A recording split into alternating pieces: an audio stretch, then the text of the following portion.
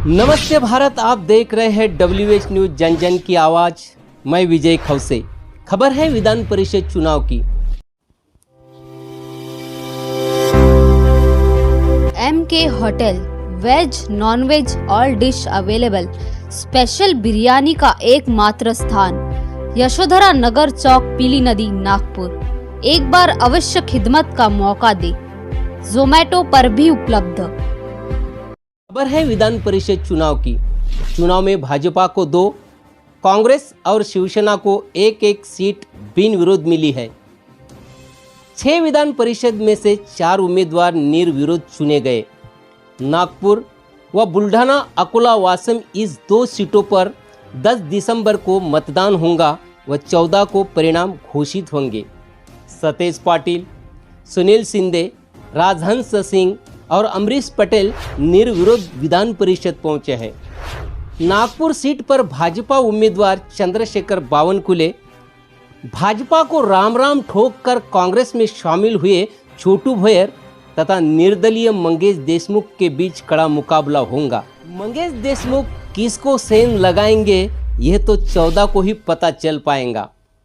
वहीं अकोला, बुल्ढाना, वासिम सीट पर शिवसेना उम्मीदवार गोपी किशन बाजोरिया और भाजपा उम्मीदवार वसंत खंडेलवाल के बीच लड़त होंगी। विदर्भ के दोनों सीट पर कांग्रेस भाजपा अपना अपना दावा ठोक रही है। दोनों को इस चुनाव को जीतना बहुत जरूरी है। नागपुर में कांग्रेस से भाजपा के पास 60 वोट ज़्यादा है, फिर भी भाजपा को डर बना है, इसलिए सभी नगर सेवकों को नागपुर के बाहर भेजा गया। लेकिन भाजपा से कांग्रेस में आए छोटू भोयर ने दावा किया है कि इस सीट पर कांग्रेस का ही कब्जा होगा। सूत्रों के अनुसार भाजपा के कुछ नगर सेवक छोटू भोयर के संपर्क में हैं। भाजपा नगर सेवकों को कितना भी छुपा के रखे, वोटिंग के दिन जादू होने वाला है।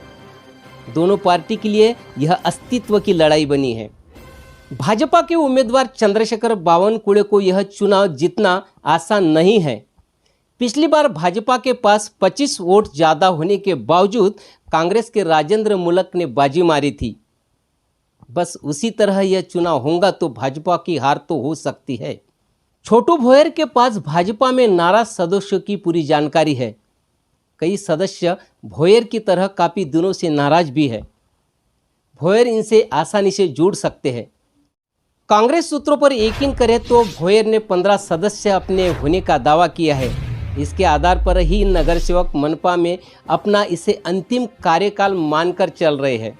पिछला चुनाव लक्ष्मी दर्शन के बिना हुआ, ऐसे में इस चुनाव से महालक्ष्मी के दर्शन से खुद को दूर नहीं रखना चाहते हैं।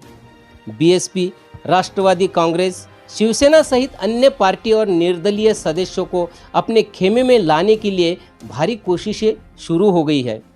ऐसे में कांग्रेस का आंकड़ा और बढ़ने की संभावना है।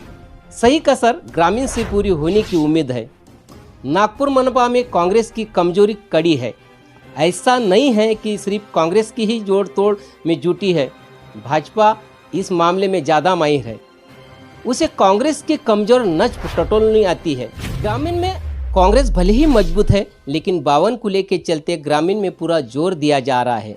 महालक्ष्मी दर्शन सहित कई तरह के आश्वासन देकर कांग्रेस सहित अन्य दलों को अपने खेमे में लाने की कोशिश भाजपा में शुरू है। इस कमजोर कड़ी को भाजपा अपनी बढ़त के लिए मजबूत बनाना चाहती है। ऐसे में तू डाल डाल, मैं पात जैसा खेल दोनों ओर से होने की चर्चा जोरों पर चल रही है। विधानसभा में टिकट काटने के बाद राज्य में ओबीसी समुदाय नाराज हुआ, जिसका ठिकरा देवेंद्र फडणवीस पर फोड़ा गया। अब उसे मिटाने बावनकुले को टिकट दिया गया है। अब खर्चा भी कर और चुनकर भी आकर दिखा, ऐसा रुख भाजपा ने अख्तिया है। ऐसा बोला जा रहा है।